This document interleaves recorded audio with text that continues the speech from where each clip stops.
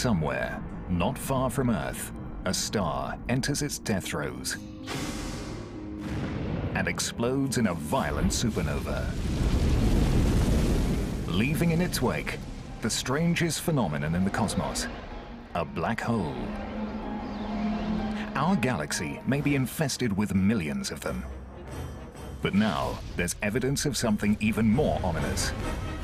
Black holes of unfathomable size and power. That's a big galaxy, and right down at the center, you can't see it, a black hole that's got a mass that approaches 1 billion suns. Astronomers are now studying them in unprecedented detail and finding they are bigger, stronger, and more destructive than anyone imagined. We'd like to think black holes are far, far away. But what if there's one on our cosmic doorstep? A team from Europe and another from the United States are in a high-tech race to be the first to see into the very heart of the galaxy. Now, an extraordinary new experiment is giving astronomers a first-ever glimpse inside a black hole to see what's in the lair of the monster of the Milky Way.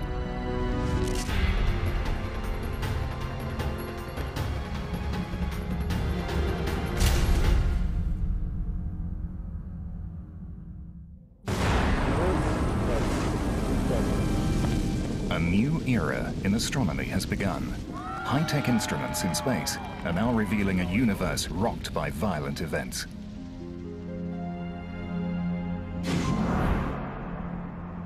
JPL-COM, Chandrosi. In the distant galaxies, astronomers have witnessed space and time shattered by eruptions so vast they boggle the mind. To put this on sort of an Earth scale, it's equivalent to about 1 trillion atomic explosions. But what could produce such awesome power? Whatever it is, it lives at the center of our own Milky Way. Scientists now believe it is the largest and most powerful object in the universe, and yet it emits no light. It is called a black hole. First suggested by Albert Einstein's equations, a black hole is space and time twisted into a furious knot. But the great scientist believed it could never exist in nature.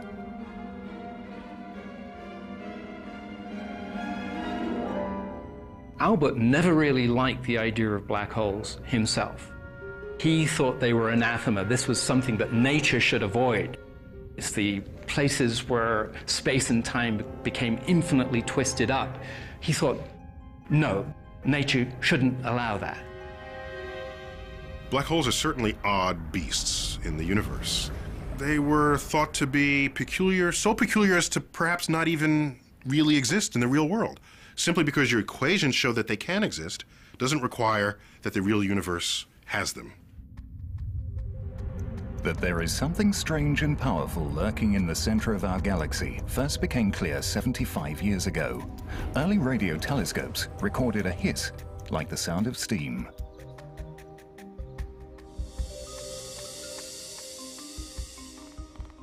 As a young astronomer, Eric Becklin was determined to get to the bottom of this mysterious energy source. First, he had to find it. There was a radio source called Sagittarius A, a very strong radio source, but there was even debate whether that was really the center or not. Astronomers knew that the centers of other galaxies are tightly packed with stars, but when they tried to see into the center of our galaxy, those stars were obscured behind a thick veil of dust. There is so much dust between us and the galactic center, it is completely opaque. You do not see the stars in the galactic center. The most powerful telescopes cannot see it. Becklin knew that some kinds of light, invisible to our eyes, can make it through the dust. Infrared, for example, travels in slightly longer wavelengths. Infrared radiation gets through the dust because its wavelengths are longer and the dust just kind of rides on the infrared wave. In the 1960s, Becklin bought an infrared detector from a military contractor and attached it to the end of a telescope. It was in August of 1966. It was a beautiful night. As we were looking with the infrared detector, we were seeing more and more stars, and the signal increased, and each star gives you more signal, and we were building up. As we were getting closer to the center, more and more stars. We were actually seeing through the dust for the first time, and then came to a peak, and then back down again. And I knew immediately that that was the center of our Milky Way, and that I was the first person to actually see the stars in the very core of our galaxy. Eric Becklin had discovered the very heart of the Milky Way, the exact location of the mysterious energy source. But its staggering power meant that this was no ordinary star. Scientists believed the only one thing that could explain the mystery was the very idea that Einstein had rejected, an object that defies explanation.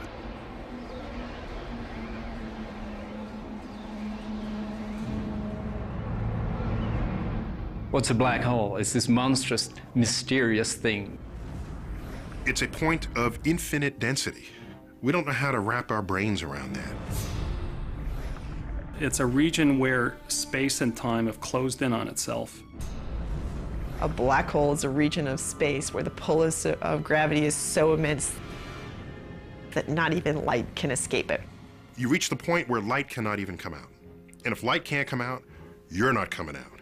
And if light plus you are not coming out, it's a black hole. There's no other phrase we can possibly use to describe it. Welcome to the strange world of extreme physics, where space and time literally cascade into the abyss. Space itself is falling inside the black hole. It's rather like a river falling over a waterfall, except it's space itself that's falling over the cliff. It's rather like a kayaker trying to make their way upstream on a river that's going too fast. They get dragged down to the center of the black hole. Gravity becomes a riptide. The closer you get, the stronger the current. Eventually, you reach the event horizon, the point of no return.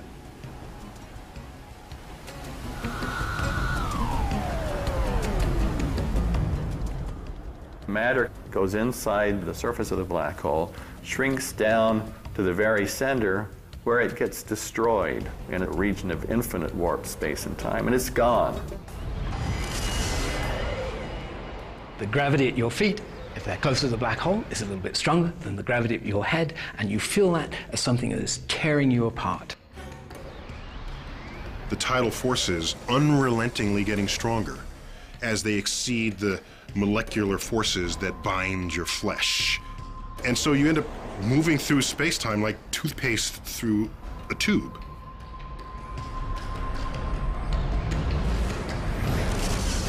And ultimately, you will pull your atoms apart. You will be, as we say. As strange as they are, black holes are a product of the familiar universe of stars and gravity. They have their genesis in a type of enormous star called a red supergiant. It is 10 times heavier than our sun, yet it will burn itself out in a fraction of the sun's lifetime.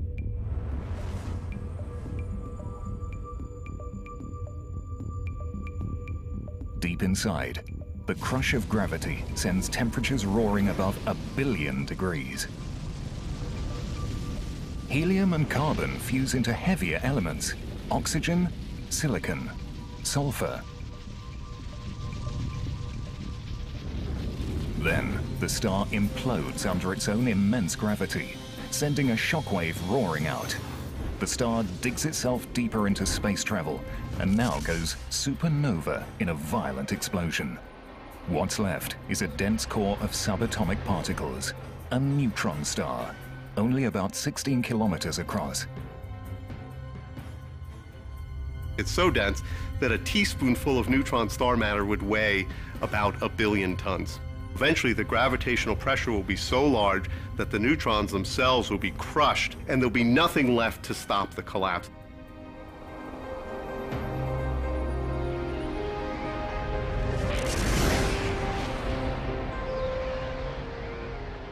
A black hole is born. It's 1,000,000 times the mass of the Earth, but compressed so tightly, it literally exits the known universe. Now, the effect of that mass is still in our universe. The mass is still here in that it's causing this fold in space that goes all the way down. It's become a hole. The best way to look at it is, if you stick your finger down in there, you ain't getting it back. We know exactly what effect a black hole is going to have on its environment, on the stars in its vicinity, on the gas that wanders a little too close. So, will we ever see a black hole? No. But that's not what's important here. What's important here is we can see its paw print. In search of a black hole's paw print, Eric Becklin is on a lifelong quest to probe the center of our galaxy.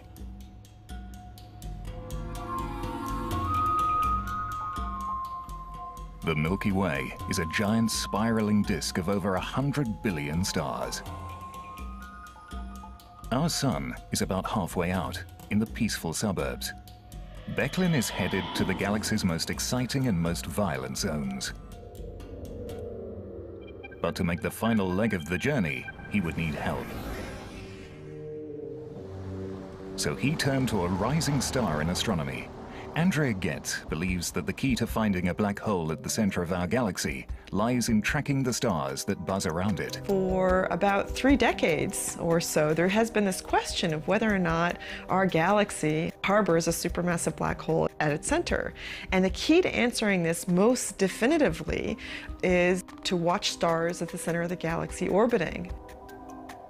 Getz's team set up at the newly built Keck telescope on the summit of Hawaii's Mauna Kea volcano, the largest telescope ever built. Our view to the center of the galaxy is absolutely superb. Our ability to position stars at the center of the galaxy is like somebody in Los Angeles seeing somebody in New York be able to move their finger like this, okay, just 2 centimeters. That's the precision with which we can measure something that is 26,000 light years away from us. Madeline, we're ready to go? The conclusive experiment to be done that really demonstrated that it was a black hole was to follow the orbits of individual stars very, very accurately and with the highest precision possible. But the stars in the center of the galaxy were not the only thing Getz and Becklin had to keep track of. Another group, working in the mountains of Chile, was hot on the same trail, led by Reinhard Genzel from Germany. This guy here. Yeah. It's a little too dense to be just a random collection. We suspect that in the galactic center, there may be hiding very massive black holes. To really be sure that there are black holes, we have to go in there as close as we can, so we can make measurements really good enough now that we can say it must be a black hole. Both teams wanted to be the first to prove that our galaxy harbors a supermassive black hole, but Genzel and his team had a 3-year head start. The amazing precision of Keck is the ace in the hole for Getz and her team. Mark Morris is a veteran of the Galactic Center search. The German group had already started to make headway on the Galactic Center even while we were deciding to pursue this. So we knew that in a head-to-head competition, that as long as they were using the small 2.2 meter telescope that they were using compared to our 10 meter telescope, that we would blow them away.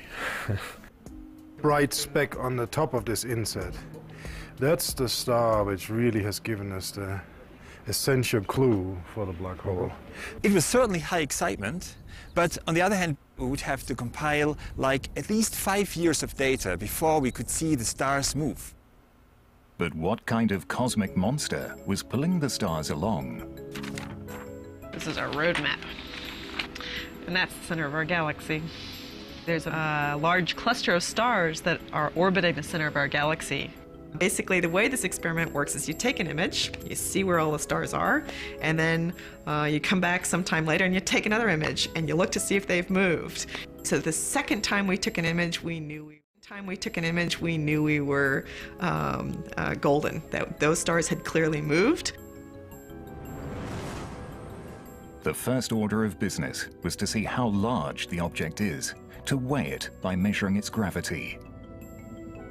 So we have the black hole here, and then the more massive it is, the more pull there is. The more pull there is, as it gets close to the black hole, the faster it goes. And we are measuring the speed of these stars. That's the key to getting the masses, measuring the speed of those stars. Andrea's more advanced telescope made the difference. The object weighed in at a staggering 3 million times that of our Sun. But that didn't prove it's a black hole. It could still be a cluster of smaller objects. For the Germans, it was time to even the playing field. The VLT, Very Large Telescope, opened its doors on a mountain in Chile. Both the VLT and Keck were upgraded with revolutionary technology.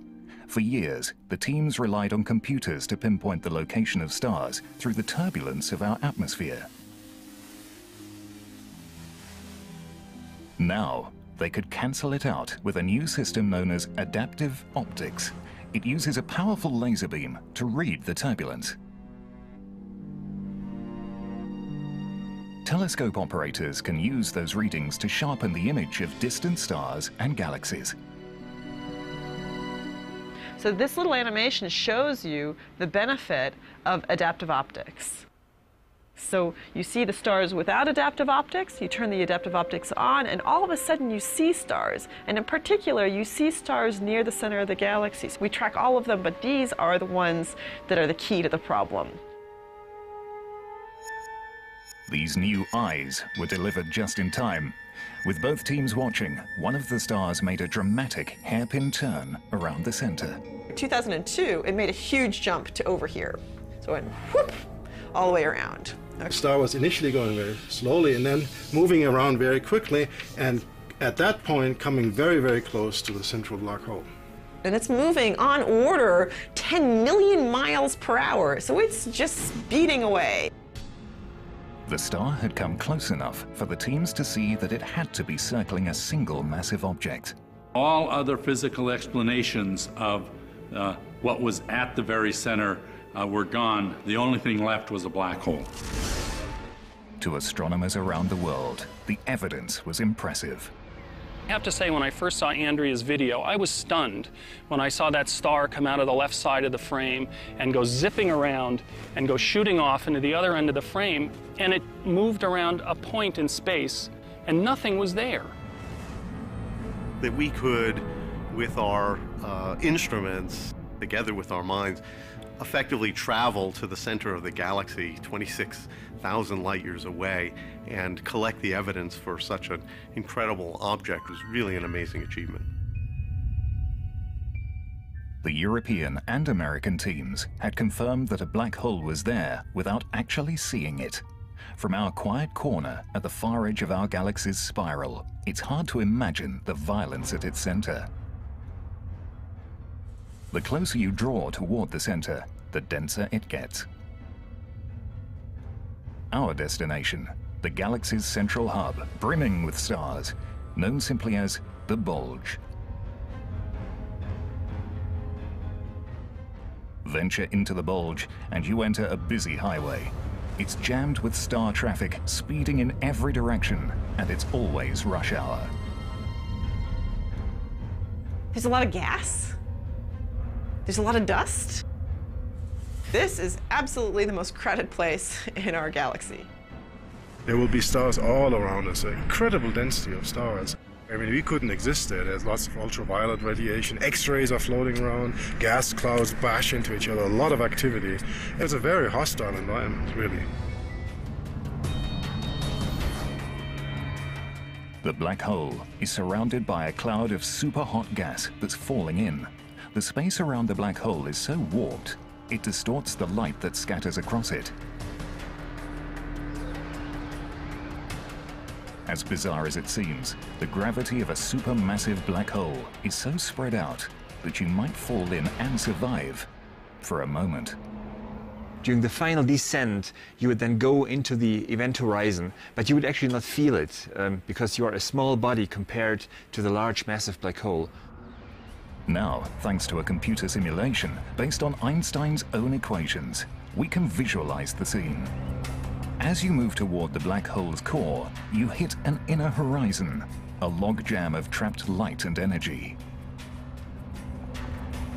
At a certain moment, as we hit the inner horizon, there's this infinitely bright, blinding flash of light. That's all the stuff that's been waiting there, trying to get out, is just held there at the inner horizon. It would vaporize you. Almost certainly, if you fell into a real black hole, you would simply, unfortunately, die. But that's not the end of the journey. The computer storm can be turned off, and the strange predictions of Einstein's equations allowed to play out.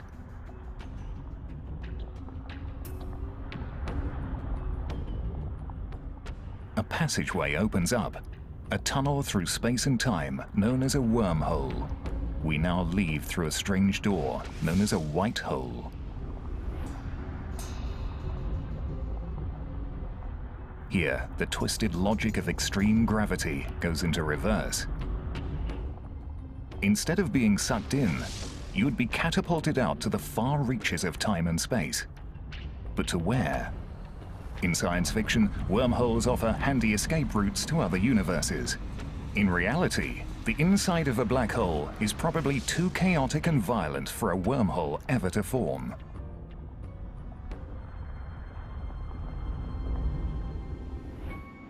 The black hole at the center of the Milky Way is strange enough as it is. But is it the norm? Or is our galaxy a freak of nature? To find out, astronomers have mounted a major international project to search galaxies throughout the universe for evidence of supermassive black holes. From Apache Point in New Mexico, astronomers are probing big galaxies out to 1 billion light-years from Earth. They take a series of steel plates and drill holes to exactly match the location of galaxies in the night sky. Then they plug fiber optic sensors into those holes, and for the first time ever, they can use the plates to capture the light of hundreds of galaxies per night. The astronomers are looking for a distinctive light signature coming from a galaxy's core. It's a sign of hot gas swirling into a black hole.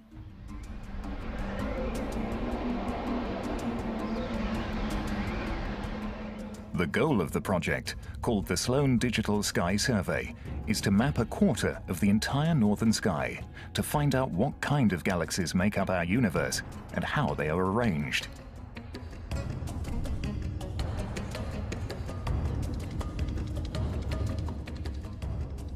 Of the 125 billion galaxies that make up the visible universe, more than 1 million have so far been analyzed. Nearly all the large ones, circled in red, bear the signature of a supermassive black hole.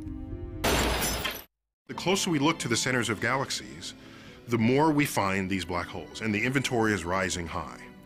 So any idea for the formation of a galaxy will now have to include some explanation for how you get a black hole in its center. But how did every big galaxy in the universe end up with a giant black hole in the middle? To understand, go back to the very beginning, the Big Bang.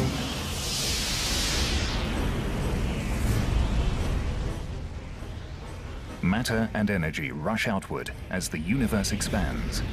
So you got the Big Bang handing you your birth ingredients, your hydrogen, your helium, your traces of some other elements. So it's kind of like this soup. You put it together and stir it. It's gravity that stirs the soup. Over billions of years, it molds the universe into a spider's web of gas and galaxies.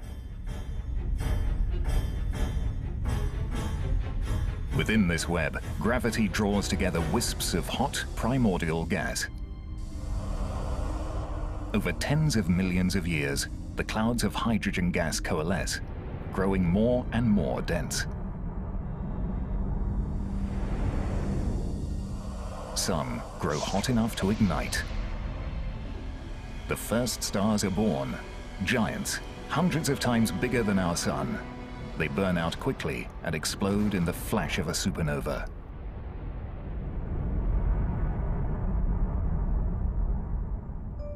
Billions of years later, an orbiting satellite called SWIFT is in position to capture that flash of light. SWIFT is the eyes of an international group of astronomers.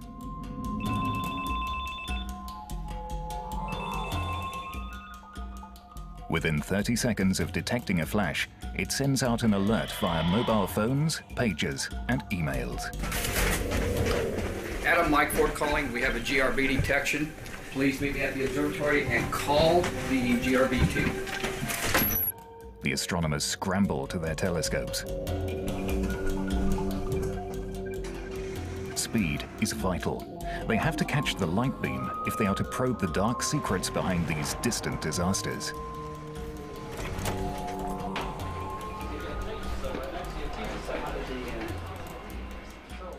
First, they determine how far it has traveled, give it a name, and pinpoint its birth galaxy. Then we're going to need to move the dome. Casey? By analyzing the light, they have gleaned the distinctive signatures of black holes being born. The most distant are the earliest generation of primordial monsters.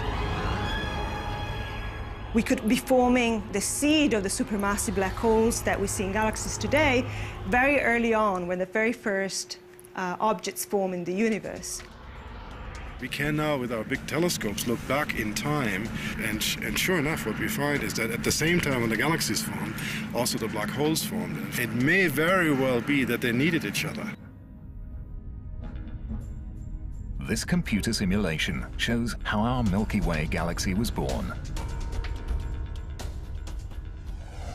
It grew over billions of years from a swarm of smaller galaxies smashing together, merging.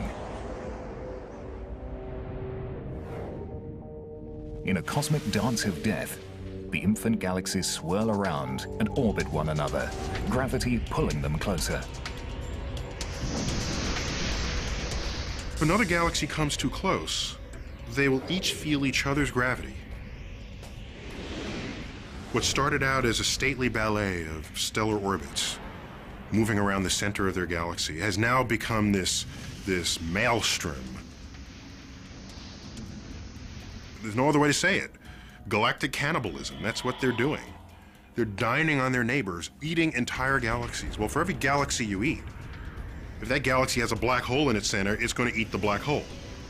And the black hole will work its way down to the center of the large galaxy, making the center of the galaxy bigger as well as the galaxy itself. As galaxies swallow each other, the black holes at their centers merge and grow. And there was an epoch once, about 1, 2, 3 billion years after the Big Bang, when in fact galaxies were forming, or at least they were tremendously more active than now. And at the same time, black holes already existed, had formed, and were fed at tremendous rates, producing very powerful quasars. Quasars are bright beacons of light at the centers of distant galaxies, where feeding black holes shine brighter than anything else in the universe. The Hubble Space Telescope peered into a dormant quasar in a nearby galaxy called M87. It found a tiny central region where gas is heated to tens of millions of degrees and whipped by gravity to millions of kilometers per hour. What it became obvious was that there was a tremendous amount of mass in a very small volume. But that mass was very unlikely to be stars, like those stars that we see in our galaxy. Astronomer Brian McNamara believes giant ravenous black holes can have a profound effect on the surrounding galaxy and beyond. Can we get an offset? 180? 180, 180, same direction. We are setting at 360, 360. Guider is locked up. McNamara is studying a trail of devastation left in their wake. Isn't that amazing? All of these other galaxies are gravitationally bound. All of these other galaxies are gravitationally bound to this galaxy cluster. So they're all buzzing around this giant galaxy like bees buzzing around a hive. These clusters are the product of galactic cannibalism on a cosmic scale. This computer simulation shows how a galaxy cluster evolves in a dense region of the universe, tens of millions of light years across. Hundreds of galaxies form, then swarm toward a common center. A central galaxy swallows them up. As it grows, so does the black hole.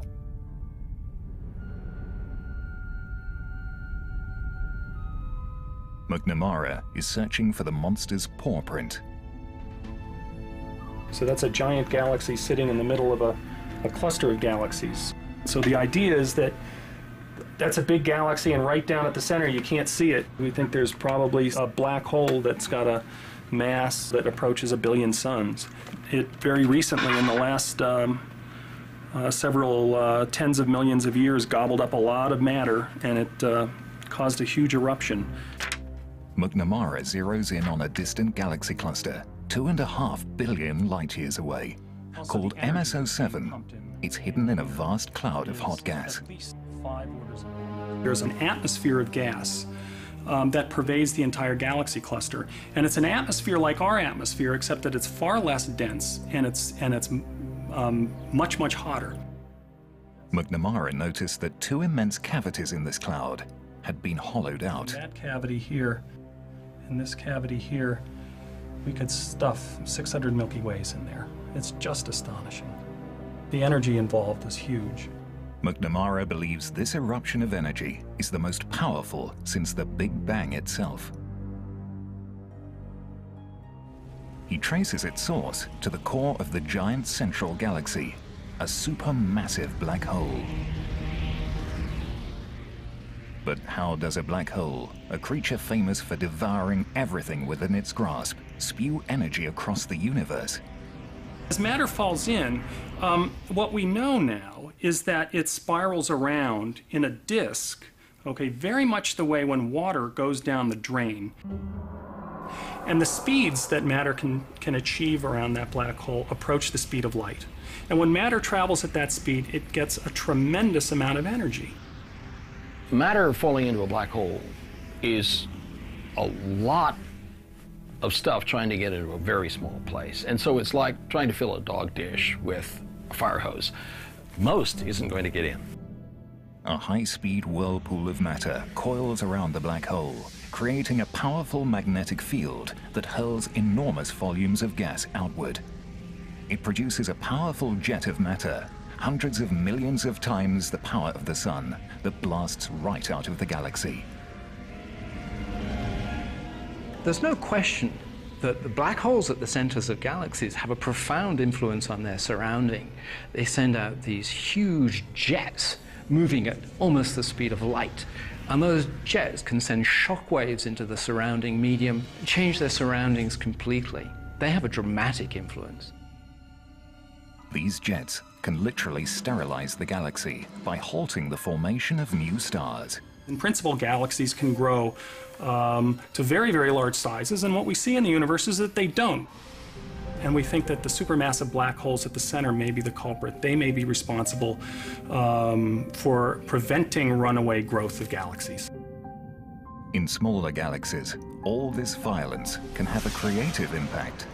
Black hole blast waves spread heavy elements generated in the core of the galaxy, setting the stage for the formation of new solar systems. We usually think of black holes as God's dumpster, but they really are actors on the galactic stage.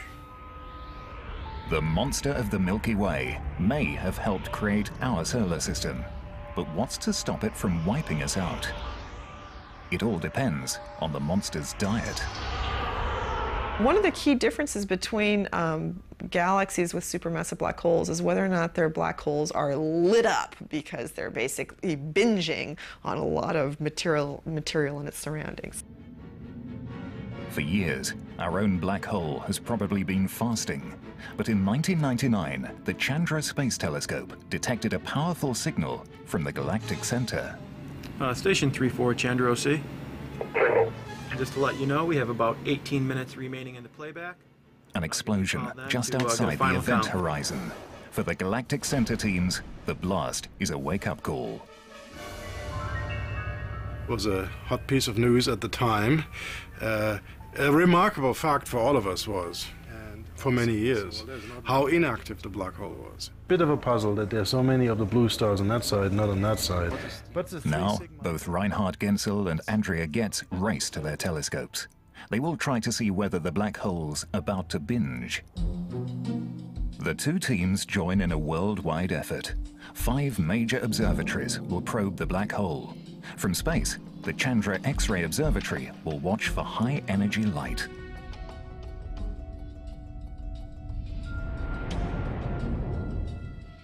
Reinhard Genzel heads to Europe's Very Large Telescope, set in the high desert of Chile. Andrea Getz climbs Hawaii's Mauna Kea volcano to the legendary Keck Observatory. When you're there, it's an incredible rush. I mean, you're very much on for the few nights that you're there, hoping that your experiment works, hoping that the weather cooperates. Telescope time is precious. There's no room for mistakes. Madeline, we're ready to go? Right. The teams have 5 short nights to find out how much the black hole is eating by measuring the energy that flares out. Night 1, the Chandra headquarters in Cambridge, Massachusetts. Zoom in a little bit more. All right, so first night. Doesn't look like we've got any flares. The telescope turns up only noise, X-ray flashes from small black holes roaming through the galactic center. 4 more chances, guys. Night 2, the telescope in Chile has problems. Can I see the monitor, the correction? It's still not very much there. Well, we do need to sacrifice now someone here to to the gods or something like this. Should I volunteer? Even if there are flares, the Very Large Telescope can't see them. We have to redo the acquisition, or we redid the acquisition. What's happening? It was, the correction was... Unstable. Yeah, unstable. A patch of humidity is warping the delicate optics. Everything's a blur. We have to check something because look at the guide star. Extremely. Okay, now we have a problem with the 8 meter, with the main mirror. The 8 meter mirror seems to be deformed. In Hawaii, it's not much better. The galactic center is playing hide and seek behind overcast skies. We're fighting with clouds. It looked better just a moment ago, so it looked like we were just ready to go, but now it's looking like... Finally, on night 3... Right. It's really flaring. The German team's luck changes. In Chile, they spot an It has been outburst. going on for more than an hour already. That's the best flare event that we saw during this run. So we have these A new point of light appears in the star field, one that wasn't there before. So here we clearly see that there's basically no source at that position between those two blobs. On the other side, we have the same region, and we clearly see that they're the same 2 sources, and now in between we see an additional source. So this is a flaring state. When the Chandra team receive their data from space, they can see it too. Oh, all right. All right, here we go. Ah. Oh, yeah. There we go. That's huge. All right. That's at least 0.0. All right, so that's at least a factor of like 15 or so. So let's pick The X-rays show a spike that coincides with the flash of light captured by the Germans. News from our colleagues, of course, telling us that they are a few hours further west. So the sun hasn't even set yet. The stars of the galactic center haven't yet risen above the Hawaiian horizon. Getz has missed the flare. This part kills me. Waiting. But the next night the team gets what it's looking for. Well, I like that image a whole lot better. This is it. Yeah. Really? We were taking measurements, and you didn't see anything from the black hole. All you saw was a star, and then bam, it was there and bright. And 15 minutes later, it was gone. So that was our moment to make the measurement. And it was extremely exciting to know that we'd actually been able to. One day, not long from now, these scientists hope to see the monster directly by linking observatories around the world in a giant telescope powerful enough to peer deep into the center of the galaxy.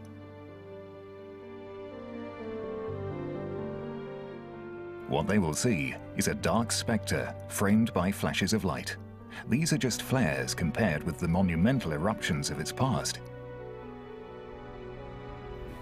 Our black hole had a wild teenage life. I'm pretty sure of that. It probably had jets. It threw lots of matter out. It had a grand old time. And now it's decayed into the old folks' home of the galaxy. But what would it take for the monster of the Milky Way to awaken? Could explosive jets of energy once again blast across our galaxy? The watch is on at the very ends of the Earth. Astronomers have come to the South Pole to monitor radio signals from the galactic center. They can see signs of a disaster in the making. A vast ring of gas is looming just beyond the Milky Way's central black hole. In time, it will accumulate 300 million suns worth. When the ring reaches a tipping point, it will begin to funnel into a second ring that orbits close to the center.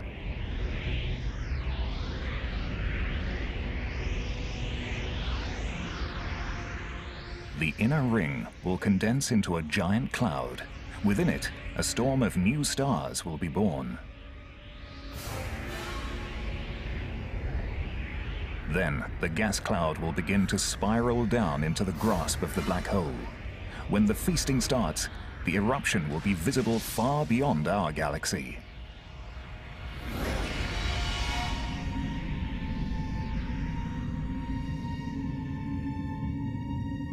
Our galaxy will survive its black hole's upcoming feast, but it isn't likely to survive a threat further down the road: galactic cannibalism. Our galaxy, the Milky Way, is not immune from these colliding galaxy scenarios. We've got neighbors. We're falling towards each other. And one day we will collide. Even now, the end of our galaxy is approaching. Our giant neighbor, the Andromeda Galaxy, is charging toward us. Knowing the galaxy's dimensions, flight paths, and the laws of gravity, scientists can predict how the clash of titans will unfold.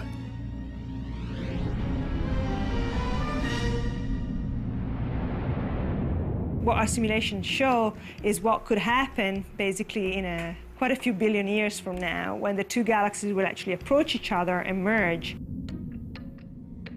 First, the galaxies will circle and entwine, ripping each other apart. Imagine what that might look like from another galaxy.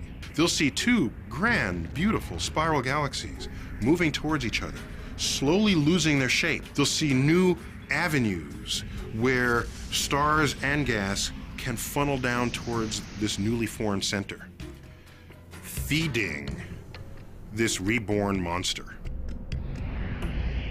The collision will send a blizzard of stars and gas billions of kilometers into space. Some will shoot toward the crowded core of the new galaxy, spurring even more massive explosions. Amid the turmoil, our little solar system will be flung into the voids of space or driven into the black hole's jaws.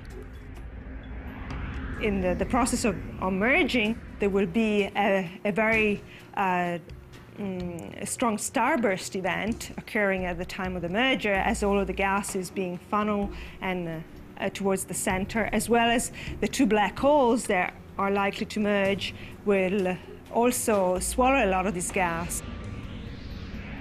So the black hole in our own Milky Way will ignite, emitting so much energy that all of the gas around it will again be blown away in this very substantial wind, in very substantial outflow. The Milky Way will be destroyed. But what about the black hole at the center? It will merge with Andromeda's.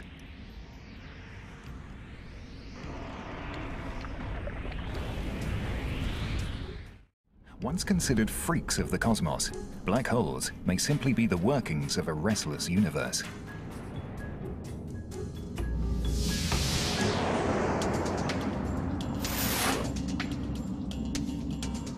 As we forge ahead in trying to understand how we came into being and how all of the matter got put down in the universe, we can't leave black holes out of the picture because it seems they play a fundamental role on very, very large scales. Black holes not only actively shape the landscape in which they're embedded, they wreak havoc upon it.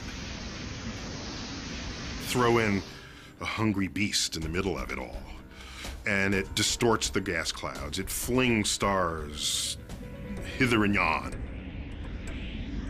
It creates energy fields that would fry any life in its vicinity. That kind of makes the center of galaxies interesting places. Black holes are kind of the spice of the universe. They're a major player in the evolution of the things that light up our night sky. Even though we can't see them, they are, in a sense, the secret shadows behind the walls of the galaxies. Scientists today are bringing us closer to a shadowy presence that long ago erupted across our galaxy and shaped the universe we know. For the moment, the monster is resting quietly. But how long will we have to wait for it to rise again?